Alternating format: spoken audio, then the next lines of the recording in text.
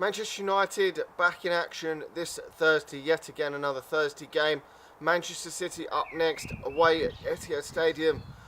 And this is a mammoth game for both sides. Obviously Manchester City getting knocked out of the FA Cups. They've got nothing else to play for besides trying to finish in that top four, and it's looking a lot more harder than it was a few weeks ago, with Manchester United really applying the pressure. Now if we win this game we go above Manchester City, which is massive. Who would have thought that a few weeks ago when we had so many draws? If it hadn't been for some stupid draws recently against Everton and West Brom, we could well be in that top four comfortably. And it's strange because at the start of the season most people were predicting one of these two definitely to win the Premier League. How have times changed and people's minds changed to the top four race, which just hasn't been good enough for either side. Let's be honest, both teams should have been challenging for the title this season. There's not really been any excuse for it. Pep Guardiola hasn't nowhere near done as well as he should have done for Manchester City. He has definitely let them down this season anyway. Maybe they can bring in a few new players in the summer and change that, but Jose Mourinho's had a difficult start, but we are unbeaten in about 23 Premier League games, so at least Manchester United are seeing progress under Jose Mourinho now, but still we should have been challenging for the title this season. The only thing good can come out of this season is the fact that we've already won one trophy and we can still win the Europa League, and for me that would be seen as a fantastic season as it's turned out to be. Even if we don't make the top four, winning two trophies in your first season can't be argued against really. And with Pep Guardiola not winning anything, it's made Manchester United the red side. Manchester is red, let's put it that way. So going into this game, Manchester United don't have to win this game to get in the top four. Now a few weeks ago you would have thought we'd have to win this game. A draw probably would be a good result here if we could win a couple of our other games, maybe win away at Arsenal, maybe draw away at Tottenham and maybe win the rest. That could be enough to get us in the top four, but obviously we will have to see. With Liverpool also losing against Crystal Palace, it does give Manchester United a great opportunity. If we get a draw in this one and win our game in hand, I think we do go above Liverpool, so that would be massive.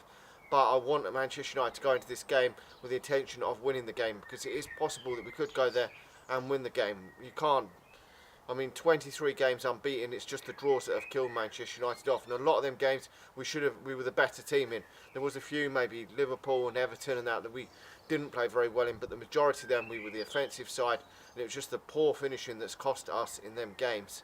Now obviously there's going to be a ring of changes in this game. David Hare should keep his place in goal. Valencia should be in at right back. I would probably expect Luke Shaw to come back in at left back. It will be Blind and Bailey in the centre of the defence. I can't really see him bringing 2-1 Zebby in for this game, although if one of them two gets injured he's going to have to probably step in to the team. He might choose to go with the 2-3 man midfield. We will have to wait and see.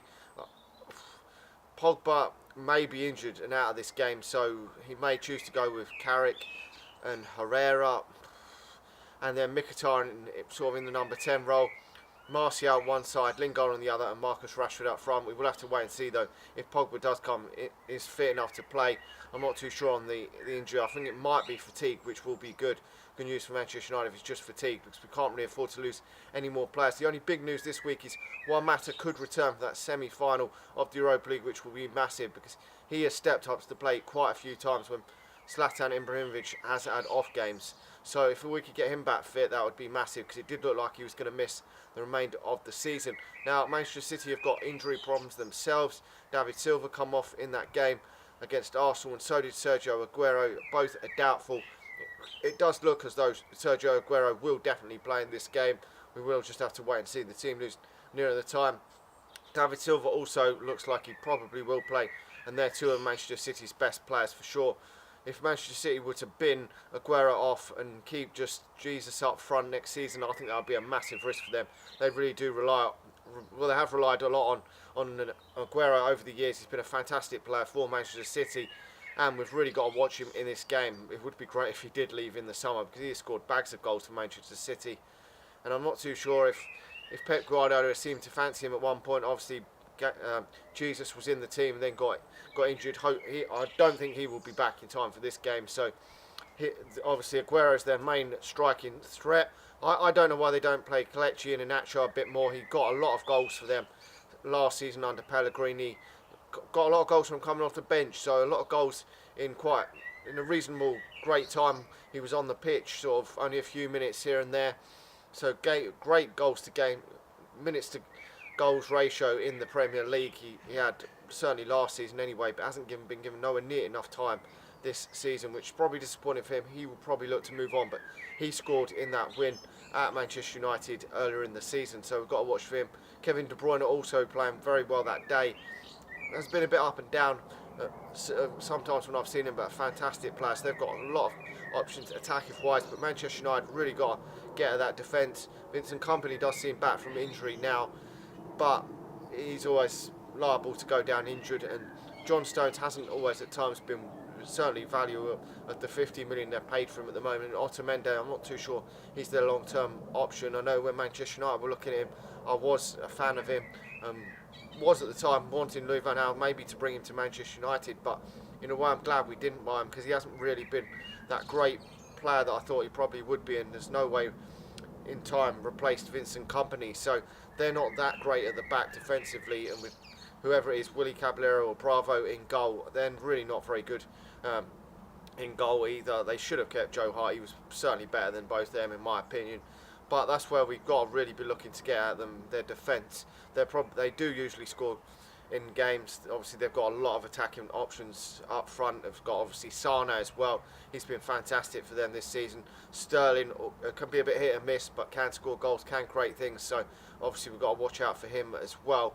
They're the main players. Obviously Yaya Touré's got a lot more game time now than he did earlier in the season, but obviously coming to the end of his time, not as much of a goal threat as he was. So all them players we've really got to watch out for. But if Manchester United can play as well as we have done, certainly against Chelsea, we could put in a great performance and at least come away maybe with a draw, maybe even win at the Etihad. We have won there before in recent years. I remember that Robin van Persie goal. So let me know your thoughts on the game. I'm going to go for a 1-1 draw. I would take that certainly before the game. If we won, obviously, it would be absolutely fantastic. I think if we won this game and beat Swansea, I would say then we would definitely make that top four, which I would never have said if you told me that 4 or 5 weeks ago. I thought we were out of the race for it. Certainly when we drew to Everton and West Brom, I thought that top four was gone. And I didn't want us to give it up. Obviously, I wanted us to keep going just in case some of these teams slipped up. And obviously Liverpool fucked up a few times. That horrible defeat to Crystal Palace has really fucked them up. They're dropping too many silly points against the smaller teams. So if Manchester United can just win the amount of percentage of games that they've been winning lately, they probably would actually get in the top four ahead of Liverpool. And it would be even more funnier if it was actually Manchester City that failed to make the Champions League over Liverpool, because Liverpool have got a shit squad, and I don't think they're going to go big in the summer, not like Manchester City. Manchester City could go and spend 200 million, it would be no problem to them in the summer, but I wouldn't actually care if Liverpool got in the Champions League, because I don't think they're going to do fuck all, and it would just be so funny, I think, to see Pep Guardiola not make the Champions League this season. I think they're more of a threat to Manchester United if they get the Champions League than Liverpool. I just don't see them as much of a threat. So if Manchester United got that third position and Liverpool finished fourth, that would be hilarious, seeing Manchester City slip out for a season. Anyway, let me know your thoughts on the situation going into this game. Like the video, subscribe to the channel if you're new, and I'll talk to you all again soon.